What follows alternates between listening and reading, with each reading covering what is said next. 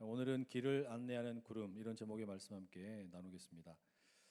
저희 교회에 그 어린 아이들의 마음을 잘 헤아려서 그 동시를 아주 잘 쓰는 이 권사님이 한 분 계세요. 이분이 최근에 이상한 엄마 구두라는 제목의 동시집을 출판을 하셔가지고 저에게 선물로 하나 주셨어요. 그래가지고 그 책 제목과 동일한 동시를 하나 제가 찾아서 읽어보았습니다. 내용이 이렇습니다. 이상한 엄마 구두. 우리 엄마 구두는 참 이상해. 아빠가 물으시면 시장에서 3만 원. 할머니가 물으시면 그냥 누가 준 거. 엄마 친구 모임에선 세일해서 15만 원. 그때그때 다른 이상한 엄마 구두. 난 절대 몰라야 하는 엄마만의 비밀. 이 아이의 그 눈이 참 예리하죠. 이상한 엄마 구두. 그 집안의 역학관계가 막 느껴지지 않습니까? 그런데 여러분, 우리 교회 안에도 이 엄마 구두처럼 알게 모르게 오해를 당하는 존재가 있습니다. 성령 하나님이세요. 오늘 주일을 온 전 세계 교회는 함께 성령 강림 주일로 지키는데, 예수님께서 약속하신 성령을 제자들에게 허락하시는 것을 기념하는 절기입니다. 이 성령 강림절은 일종의 이 교회의 생일이라고도 할 수 있습니다. 예수님께서 허락하신 구원에 대해서 확신이 없었던 사람들에게 성령께서 찾아오셔서 깨닫게 하시고 구원의 문을 활짝 열어주시고 그렇게 교회가 시작되었기 때문입니다.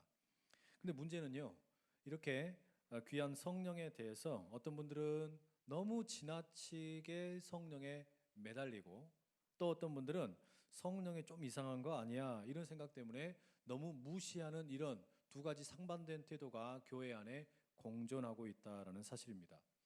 할머니가 물어보면 누가 공짜로 준 것이고, 친구들에게는 세일해서 15만 원에 산 것으로 둔갑하는 이 엄마 구두처럼 말이죠.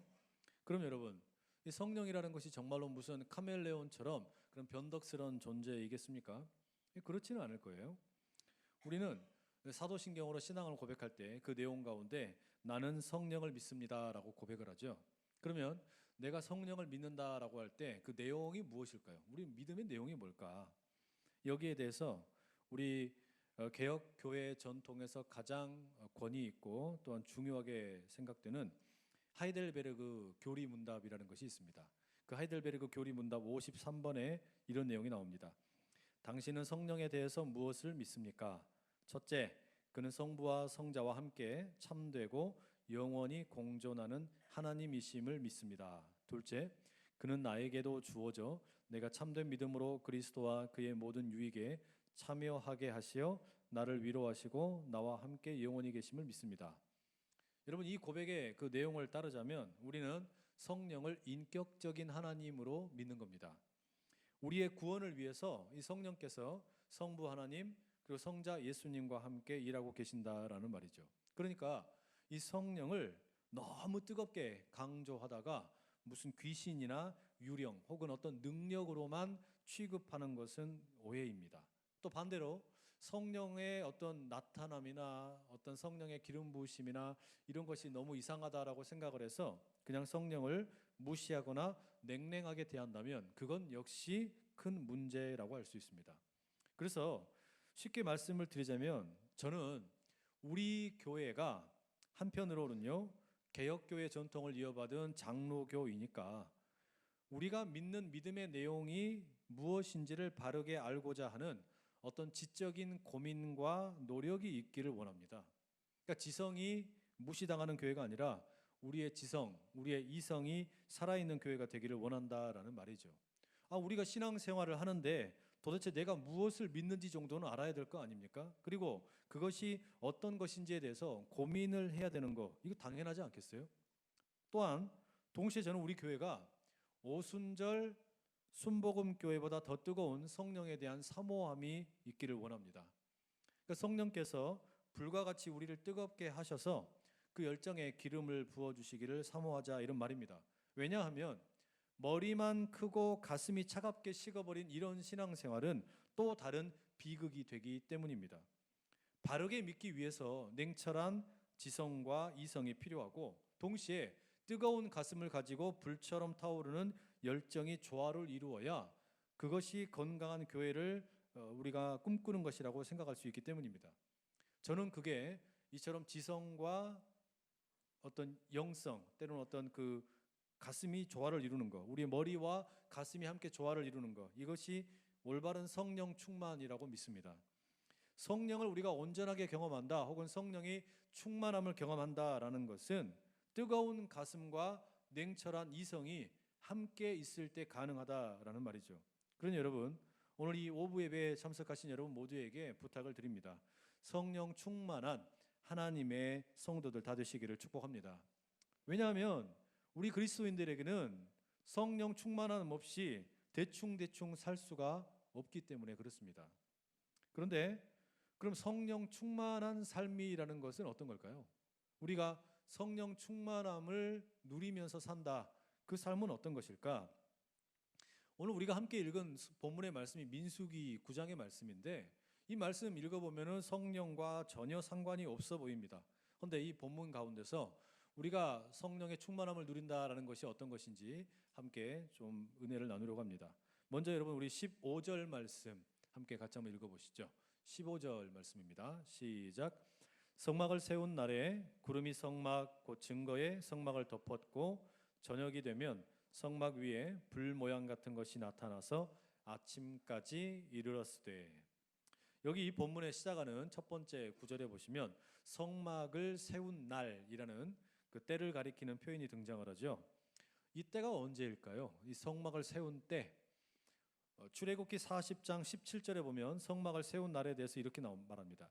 둘째 해 첫째 달 곧 그 달 초 하루에 성막을 세우니라.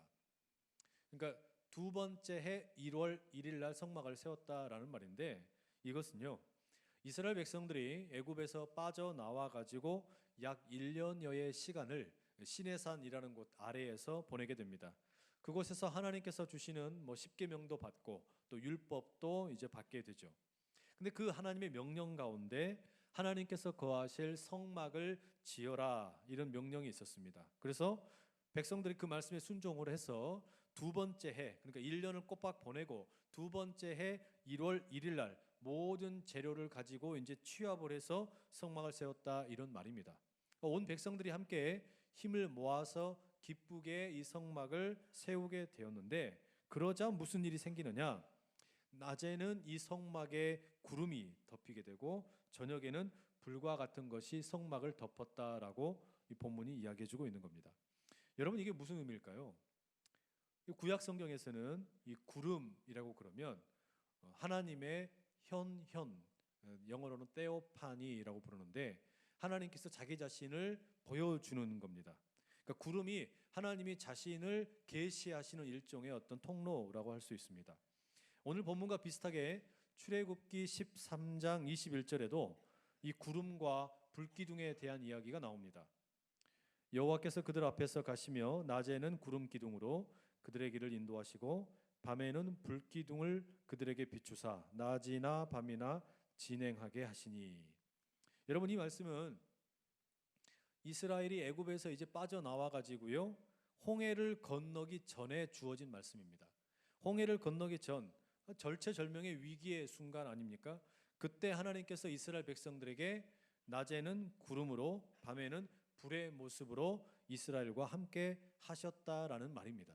그리고 그렇게 홍해를 건너기 전에 구름과 불기둥으로 함께 하셨던 하나님께서 이제 광야에서 시내산 아래에서 약 1년여의 시간을 보내고 광야 행진을 앞두고 성막을 세우자 거기에 다시 하나님이 구름과 불기둥으로 함께 하셨다라는 겁니다.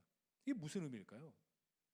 하나님께서 이스라엘 백성들을 그 노예로 생활하던 400여 년 동안 노예로 생활하던 이스라엘 백성들을 애굽에서 건져 주셨어요. 해방되게 하신 것이죠. 자유를 허락하셨습니다. 그런데 하나님께서 그렇게 이스라엘을 애굽으로부터 구원하신 후에 이제는 내가 너희들 건져 주었으니까 광야에서 알아서 살아라라고 내던져버리시고 훌쩍 떠나신 게 아니라는 말입니다. 하나님께서는 홍해를 건너기 전에 그 어려운 순간에 구름과 불로 함께 하셨던 것처럼 이제 막 시작하려고 하는 광야 여정, 거기에서도 내가 구름과 불로 함께 하시겠다고 말씀을 하시는 거예요. 여러분, 성막을 덮고 있는 이 구름과 불을 바라보면 이스라엘 사람들이 어떤 느낌을 가졌을까요? 내가 홍해를 건너기 전에 너희들과 함께 했던 것처럼 광야의 길 한 번도 가보지 않은 길이기 때문에 두렵기도 하고 떨리겠지만 그러나 내가 너와 함께 하겠다. 그걸 보여주는 게 구름과 바로 이 불기둥이라는 것이죠. 그러니 이스라엘 백성들이 그 성막을 덮고 있는 구름과 불기둥을 대할 때마다 든든함과 안전함을 느낄 수 있었습니다. 반대로 이스라엘의 대적자들이 보기에 그 성막을 덮고 있는 구름과 불기둥은 어땠을까요? 이건 무시무시한 경고였습니다. 만약에 니들이 우리 이스라엘을 때리려고 하면은, 이스라엘을 괴롭히려고 하면은 각오해라. 내가 이스라엘은 내 것으로 지명하여 불렀다. 혹시라도 너희들이 이스라엘 공격을 하면 내가 애굽 땅을 혼내준 것처럼 너 혼낸다. 까불지 마라. 바로 그것을 보여주는 게 구름과 불기둥이라는 것이죠. 게다가 여러분, 이 구름과 불기둥이라는 것이 얼마나 실제적인 또 배려와 도움이 되었겠습니까? 이 광야의 길을 가는 것은 낮에는 숨이 턱턱 막힐 만큼 열기로 가득했기 때문에 구름이 덮여지게 되면 자연스럽게 그늘이 생기게 되기 때문에 식은 어떤 그런 시원한 그늘을 맛볼 수가 있고, 이 봄에는 이 몸이 움츠러들게 만들 정도로 추웠기 때문에 불을 주셨다라는 것은 온기를 느낄 수 있게 해 주셨다라는 것 아니겠어요? 여러분, 이게 그 성령 충만입니다. 그러니까 성령 충만이라는 것은 예수님께서 부활 승천하신 후에 성령께서 오늘 우리에게 찾아오신 것 아닙니까? 근데 우리는 지금 이 시대를 가리켜서 이제 성령의 시대라고 말하거든요. 성령과 우리가 함께 한다라는 말입니다. 근데 우리가 성령이 우리에게 오셨다라는 것은 성령이 우리와 함께 하시겠다라는 점에서 의미를 갖습니다. 예수님께서 십자가에 죽으셨고 부활하셨죠. 그래서 우리에게 구원이라는 것이 허락이 된 거예요. 그런데 예수님께서는 우리 구원해 주신 다음에 야, 이제 니들 알아서 살아라 내버려 두신 게 아니고, 예수님은 비록 부활 승천하셨지만 성령을 보내셔서 우리의 이 구원의 여정, 구원의 완성을 위하여 함께 하신다고 말씀을 하시는 겁니다. 그래서 예수님께서는 성령을 약속하셨고, 약속하신 성령께서 실제로 제자들에게 임재하셨습니다. 예수님께서는 무책임하게 우리를 구원하신 다음에 니들 알아서 살아라 내팽개치고 고아처럼 버려두고 그냥 내버려 두신 것이 아니라 성령이 오셔서 우리와 동행하심으로 이 구원의 길을 이끄신다라는 거죠. 마치 이스라엘 백성이 홍해를 건너 애굽에서 해방이 되고 자유를 얻었지만 이제 약속의 땅인 가나안 땅에 이르기까지는 광야 생활을 해야 되는 거 아닙니까? 마찬가지로 우리도 예수님을 믿어서 구원을 막 보았지만, 구원의 경험이 이제 주어졌지만 이게 완성은 아닙니다. 우리는 구원의 완성을 위해서 성령과 함께하며 걸어가는 이 여정이 필요하다라는 거예요. 이 여정 가운데 성령께서는 우리에게 때로는 구름처럼, 때로는 불기둥처럼 함께 하시면서 내가 너와 함께 한다. 인생길 한 번도 가보지 않은 경험들이 많겠지만 그때마다 내가 너와 동행하고 위로하며 돕는 보혜사가 되겠다라고 말씀하시는 겁니다. 여러분, 청년의 때 또 우리가 이제 뭐 결혼을 할 수도 있고 직장을 구할 수도 있고 수없이 많은 일들을 이제 기다리고 있는데, 이런 게 여러분 우리가 해보고서 가는 게 아니잖아요. 인생을 살아보고 나서 가는 사람은 아무도 없습니다. 가보지 않은 길을 가는 겁니다. 그런데 우리가 이 길 걸어갈 때, 우리가 힘들어할 때 성령께서 찾아오셔서 우리를 위로하시고 우리를 격려하시고 도우시겠다라는 거예요. 또한 동시에 혹여 어떤 자가 우리를 위협을 하는 대적이 된다면 그 대적에게 어떻게 하겠다는 겁니까? 이스라엘을 괴롭히려고 하는 사람들을 향하여 경고하셨던 것처럼 우리를 대적하려고 하는 자들에게 성령께서 경고하시겠다라는 거예요. 그러니 여러분의 걸어가는 인생길 가운데 성령과 함께함으로 인해 참된 은혜가 넘치는 그 충만한 은혜가 가득하시기를 축복합니다. 이어지는 본문의 내용에 보시게 되면은 이제 이스라엘이 구름의 움직임에 따라서 행진을 하는 것을 보여줍니다. 17절 말씀을 우리가 한번 같이 읽어보겠습니다. 17절입니다. 시작. 구름이 성막에서 떠오르는 때에는 이스라엘 자손이 곧 행진하였고 구름이 머무는 곳에 이스라엘 자손이 진을 쳤으니. 여러분, 이 구절의 핵심이 뭐냐면 이스라엘이 구름이 성막으로부터 이렇게 떠오르면 행진을 하는 거고요. 그리고 구름이 머무르면 그 구름에 머무르는 곳에 함께 머물렀다라고 말합니다. 이런 구름의 움직임을 18절에서는 이렇게 말해요. 이스라엘 자손이 여호와의 명령을 따라 행진하였고 여호와의 명령을 따라 진을 쳤으며 구름이 성막 위에 머무는 동안에는 그들이 진영에 머물렀고. 그러니까 구름이 떠오르는 거 또는 구름이 멈춰서는 거, 이것을 이 민수기 말씀은 하나님의 명령이라고 말하고 있는 겁니다.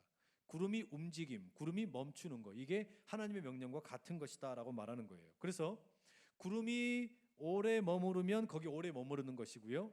구름이 잠시 멈추면 이스라엘도 잠시 멈추는 겁니다. 또 기간에 상관없이 구름이 성막 위에 오랫동안 계속해서 머물러 있으면 행진하지 않고 그냥 그대로 멈춰 있게 됩니다.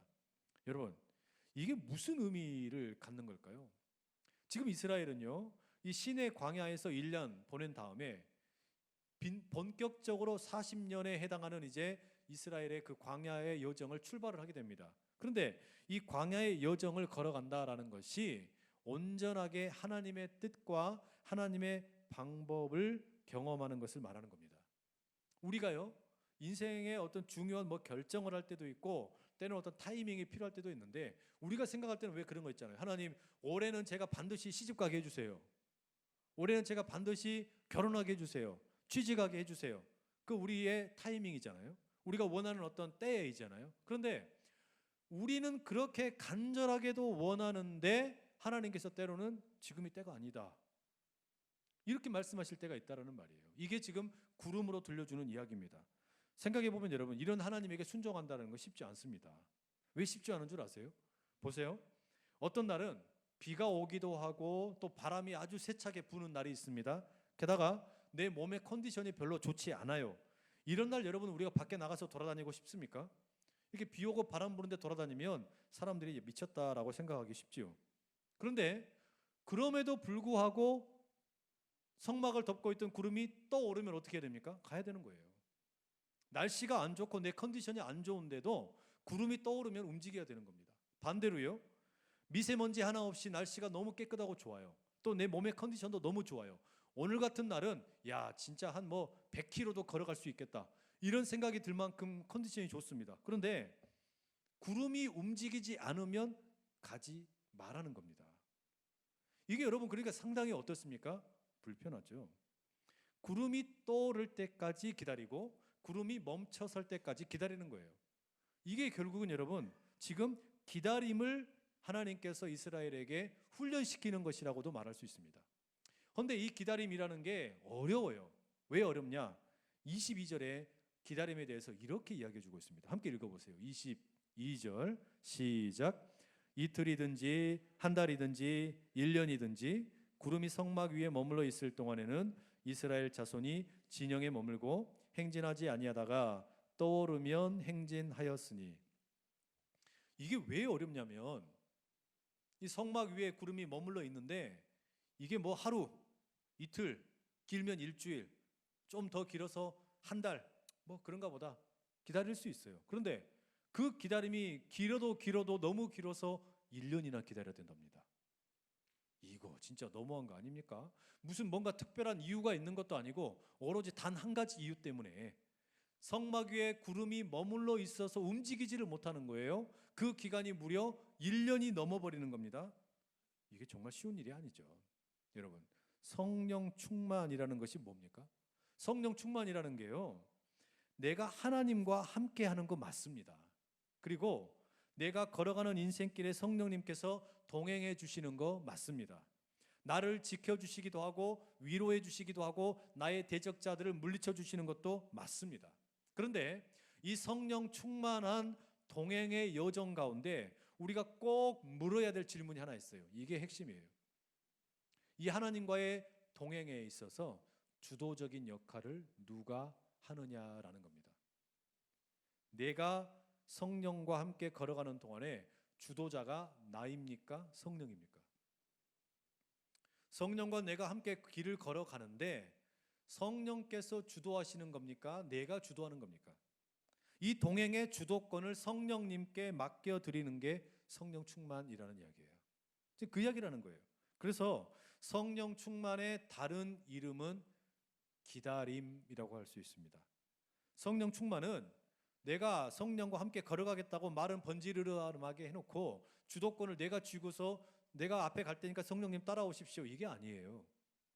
성령께서 앞서서 걸어가시는데 내가 그 성령의 뒤를 따라가는 겁니다. 성령께서 내 인생의 여정을 이끌어 가시도록 그 때와 방법을 결정하시도록 내어 맡겨드리는 것, 이게 성령 충만이라는 겁니다. 우리가 때로 성령 충만을 그런데 반대로 생각을 해가지고 내가 주도권을 가지고 가면서 성령께서는 그냥 나를 도와주시면 된다, 착각입니다. 전혀 그렇지 않아요. 성령 충만은 완전히 성령께서 주도권을 틀어쥐고 내 인생을 이끌어 가시도록 나를 맡겨드리는 겁니다. 이게 어려워요. 근데 성령의 충만한 삶을 살기 위해서 반드시 필요한 일입니다. 미국의 세들백 교회를 섬기는 리고렌 목사님이 오래전에 쓴 세들백 교회 이야기 The Purpose Driven Church라는 책이 있어요.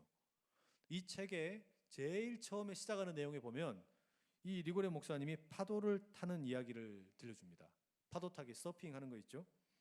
우리가 파도 타기를 배운다라고 한번 상상을 해보세요. 그러면 아마 우리는 어떤 장비를 구입할 것인지, 또 이 장비들을 어떻게 하면 올바로 잘 사용할 수 있는지, 또 파도 타기를 하기 위한 그 파도를 구별하는 방법을 배운다든지, 파도 위에 올라가 가지고 가능한 한 오랫동안 머무르는 방법이라든지, 또는 파도에서 넘어지지 않고 안전하게 빠져나오는 기술이라든지, 여러분 이런 거 우리가 잘 배울 수 있어요.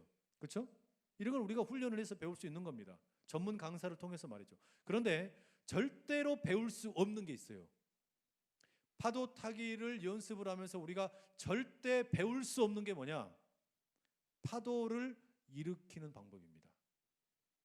파도를 일으키는 것은 우리가 절대 배울 수가 없는 거예요. 그게 뭡니까? 성령 충만이에요. 파도를 타기 위해서 우리가 뭐 서핑을 하기 위해서 그 보드도 구입할 수 있고 거기서 타는 여러 가지 스킬들을 익힐 수 있어요. 그러나 그런 것들을 아무리 많이 준비했다고 할지라도 파도를 일으키는 것은 우리 소관이 아닌 겁니다. 그것은 하나님의 소관이에요. 그러니까 파도를 타기 위해서 다른 조건이 다 준비되었다 그럴지라도 뭐가 필요합니까? 하나님이 파도를 일으키시기까지 기다리는 겁니다. 하나님이 파도를 일으키면 그 파도를 타는 것이고, 파도가 잠잠해지면 다시 멈춰 서는 거죠. 이게 여러분 바로 성령 충만이라는 거예요. 파도를 일으킬 힘이 내게는 없다. 파도를 일으키는 것은 하나님께서 하시는 것이다. 그것을 믿고 구름의 움직임을 기다리는 것, 불기둥이 임하는 것 기다리는 것, 파도가 임하기를 기다리는 것, 이게 여러분 인생길이 내게 있는 것이 아니라 성령님께서 주도적으로 이끌고 가신다라는 것을 고백하는 성령 충만한 삶의 태도라는 말이죠. 그러니 바라기는 오늘 이 예배 자리에 참석하신 여러분 모두 성령 충만한 인생을 사시되 하나님과 함께 진짜 파도를 즐기기 위해서 파도를 일으키시는 하나님을 기다리실 수 있기를 간절히 축복합니다. 마지막으로요, 오늘 우리가 이 본문에서 성령 충만한 삶이 어떤 것인지 23절의 말씀을 함께 좀 살펴보기 원합니다. 23절 함께 읽겠습니다. 시작. 곧 그들이 여호와의 명령을 따라 진을 치며 여호와의 명령을 따라 행진하고 또 모세를 통하여 이르신 여호와의 명령을 따라 여호와의 직임을 지켰더라. 오늘 이 마지막 구절에 여호와의 명령을 따라라는 이 말씀이 3번이나 반복되고 있습니다. 명령을 하나님께서 내리시고 그 명령을 모세가 받아서 이스라엘 백성들에게 전달을 하고 전달받은 이스라엘 백성들이 그 말씀에 순종하는 이런 모습을 보여주고 있습니다. 이게 가장 이상적인 신앙 공동체의 모습입니다. 여러분, 이 모습에 여호와의 명령을 따라라는 말이 지금 3번이나 반복되고 있다라는 것은 우리에게 어떤 모습을 보여주는 거냐면, 하나님과 모세와 이스라엘 백성들이 마치 그 톱니바퀴가 맞아서 돌아가는 것처럼 아주 호흡이 잘 맞는, 그런 호흡이 척척 맞는 그런 느낌을 우리에게 전달을 해줍니다. 여러분, 하나님의 명령을 따라서 또 모세가 전달을 해줘서 이스라엘 백성들이 하나님과 또 모세와 함께 한 마음을 갖게 된다는 거, 한 호흡을 하게 된다라는 거. 여러분 이게 쉽겠습니까? 이게 쉽지 않아요. 왜 쉽지 않냐면 이스라엘은 지금 광야 생활을 하기 전에 약 400년 동안 노예 생활하면서 노예로 찌들어 있던 그 어떤 삶의 습관들이 너무너무 자연스럽게 나타나는 겁니다. 옛날 애굽의 노예 시절의 그 습관들이 있기 때문에 하나님과 함께 한다라는 거, 하나님의 명령에 어떤 순종한다라는 거, 이게 쉽지가 않은 거예요. 그래서 하나님이 어떻게 하시는 겁니까? 혹독하게 훈련을 시키시고 기다리게 만드시는 거죠. 그래야 이스라엘이 이제 가나안 땅에 들어갔을 때 그냥 아무렇게나 사는 게 아니라 하나님의 백성의 정체성을 지키면서 승리할 수 있기 때문입니다. 여러분, 우리가 예수를 특히 어린 시절에 교회 다니기 시작을 한 분들 말고 청년의 때에 이제 늦게 이렇게 신앙생활 한 분들이 있잖아요. 이렇게 신앙생활 늦게 한 분들이 제일 어려운 게 뭐예요? 지금까지 살면서 교회에 대한 어떤 경험이 없기 때문에 예수님을 알고 또 어떤 믿게 되었지만 습관이라는 게 바뀌지를 않아요. 성품이 바뀌질 않는 거예요. 인생의 습관은 아직 여전히 그대로 남아있는 겁니다. 그래서 이 내 어떤 믿음의 결단은 있지만 그 믿음의 결단 이후에 거기에 어울리는 삶의 모습으로 변화되는 데는 시간이 걸려요. 이것을 지금 하나님께서 이스라엘 백성들에게 광야의 기간 동안 훈련시키시는 거 아닙니까? 그래서 철저하게 구름이 움직일 때 그 움직임을 따라라고 말씀하시는 겁니다. 구름이 뜨면 행진하고 구름이 멈추면 멈춰라고 말씀을 하시는 거예요. 그래야 이게 지루해 보이고 이 훈련이 너무나 답답해 보이지만 그래야 이스라엘이 뭐가 되는 겁니까? 하나님과 마음이 통하기를 시작한다라는 것이죠. 여러분, 이런 훈련이 처음에는 지겹고 또 답답하지만 이게 익숙해지면 이제 어떻게 될까요? 나중에는요, 이게 처음에는 어려웠던 것들이 자연스러워집니다. 처음에는 참 어려웠던 것이 점점 더 익숙해지다 보면은 이제 손에 익게 된다라는 거예요. 저는 최근에 이제 맥북, 애플 맥북을 이제 써봤는데 그 전까지는 제가 윈도우의 이 제품만 써봤어요. 그 컴퓨터만. 그러다가 맥북을 쓰려고 그러니까 이게 어떻게 됩니까? 익숙하지 않은 거예요. 한 번도 맥북을 쓰지 않다가 이걸 쓰니까 처음에는 익숙하지 않는데 쓰다 보니까 이게 어떻게 됩니까? 처음에는 단축키가 뭔지를 몰라서 실수를 하기도 하고 또 윈도우를 쓰던 버릇대로 되는데 이게 익숙해지다 보면 이제 어떻게 되는 거예요? 단축키가 눌러지는 겁니다. 자전거도 처음에 탈 때는 우리가 익숙하지 않기 때문에 넘어지는 게 당연하고 어렵습니다. 그러나 그게 훈련이 되고 연습이 되다 보면 이제 어떻게 돼요? 누가 어떻게 해야 된다 가르쳐 주지 않아도 몸에 습관이 되어서 처음엔 어려웠던 것이 자연스러워지는 거예요. 여러분, 이게 성령 충만이에요. 하나님과 결국 여러분, 이 성령 충만의 마지막 결정적인 목적이 어디에 있는 거냐? 성령 충만의 그 어떤 삶의 목적이 뭐냐?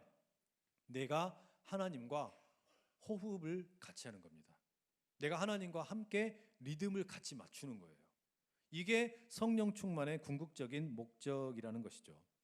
운동 경기할 때 보면은 이 복식으로 경기하는 시합들이 좀 있죠. 배드민턴이 그런 경우가 있고 탁구도 그럴 때가 있습니다. 그러면 두 사람이 짝을 이루어서 경기를 할 때 뭐가 중요합니까? 이 두 사람의 호흡이 너무너무 중요한 거예요. 그래서 두 사람이 그냥 눈빛만 봐도 서로가 무슨 생각을 하는지 알아야 되고 사인을 주면은 저게 무슨 사인인지를 눈치를 채야 되는 거예요. 그래서 뭐 탁구 경기 같은 거 있지 하고 이렇게 딱 서브도 넣고 막 이렇게 하잖아요. 그것처럼 이 우리가 하나님과 함께하는 성령 충만한 삶을 산다라는 것은 처음에는 우리가 죄와 익숙하게 죄와 리듬을 같이 하고 죄와 호흡을 같이 했었다면 그것이 단절이 되고 광야의 시간을 지나면서 이제 하나님과 호흡을 같이 하게 되고 하나님과 리듬을 같이 하게 되는 것으로 변하게 되는 겁니다. 이 기다림의 훈련을 통해서 하나님이 나를 주도해 가시면서 나에게 이제 이 습관들이 익숙해지게 만드는 거예요. 그러면 여러분 이제 결국은 어떻게 되는 거냐? 하나님과 내가요 마치 춤을 추는 것 같은 이런 어떤 이 변화가 일어나는 겁니다. 춤출 때 저는 막 춤 잘 춰보지도 않았지만 특히 그 이 무슨 뭐 지루박, 차차차, 막 라틴 댄스 막 이런 거 있잖아요. 이런 거 하면 막 어떻게 해야 돼요? 배우 어떤 그 상대방 내 파트너와 서로가 어떻게 해야 됩니까? 호흡을 느껴야 되잖아요. 같이 함께 그래야만 이게 뭔가 춤이라도 제대로 쳐지는 거지 혼자서 독불장군처럼 하면 절대로 되지 않습니다. 우리가 성령 충만을 구한다라는 거 그거는요 바로 이런 하나님과 함께하는 호흡을 구하는 거 하나님의 리듬에 내가 동참을 하는 거다 이런 말이죠. 그럼 여러분 이렇게 하나님과 내가 환상적인 복식을 이루게 될 때 우리한테 나타나는 변화가 있어요. 그게 뭔지 아세요? 하나님에 대해서 신뢰가 생기는 겁니다. 하나님에 대한 신뢰가 생기는 거예요. 여러분, 1년 동안 구름이 뜨지 않아요. 답답하죠? 밖에 나가고 싶고 행진을 하고 싶은데 나가지를 않는 거예요. 나갈 수가 없는 거예요. 그런데 이런 답답함이 훈련이 되고 훈련이 되다가 보면 어떻게 됩니까? 하나님이 뜻이 있으시겠지. 하나님께서 뭔가 계획이 있으시겠지. 하나님이 어떤 의도가 있으셔서 지금 나를 이렇게 멈춰 세우셨겠지. 때로는 내가 멈추고 싶은데 계속해서 가라고 하실 때도 있는 거예요. 이게 계속해서 반복이 되고 연습이 되다 보면 어떻게 됩니까? 지금 내 마음과 내 뜻과 다르게 상황과 여건이 펼쳐질 때 그때 여러분 우리가 뭘 배우게 되는 거냐면 하나님을 신뢰하는 법을 배우는 겁니다. 그래서 반드시 하나님께서는 나의 슬픔을 기쁨으로 바꾸는 파도를 일으키실 것이고 구름을 일으키실 것이고 내 실패를 성공으로 바꾸시는 파도가 일어나게 하실 것이다. 이 하나님을 신뢰할 수 있는 능력이 바로 성령 충만한 삶 가운데 경험된다라는 것이죠.